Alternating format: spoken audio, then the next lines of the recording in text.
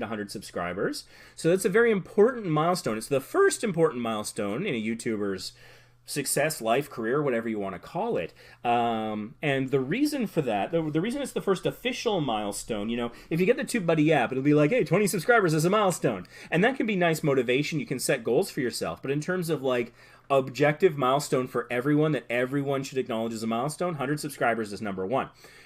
Chronologically speaking, it's not the biggest, but it's the first.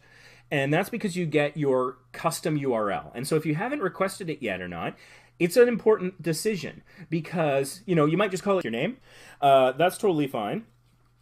But if you want to consider things like keywords, then that's relevant. So for example, I have two channels, this one and my Vacation Impossible.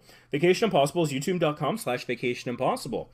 What have I got going on there? Well, as a travel channel, I've got vacation in the name. Not only do I have it in the name, I have it in the custom URL, which helps with, you know, SEO, keyword searchability, things like that. If one day I ever go after the super competitive keyword of vacation, which, I mean, that's super competitive. I don't know what would come up if I just searched that word a lot. But I'd have a leg up. And so if someone searches something else, like I recently did a video, how to get a free upgrade. How to get a free upgrade, and somebody adds vacation onto the end of that, even though I didn't add it to the title, this is my channel name, it's part of the URL, more likely to come up potentially.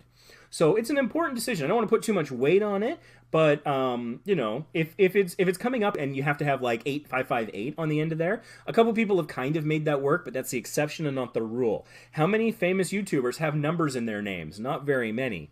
Some of them have it in their URL. Roberto Blake is Roberto Blake 2 in the URL, but everywhere else he's just Roberto Blake. I bet he wishes he could get rid of that too. I don't know, but I suspect.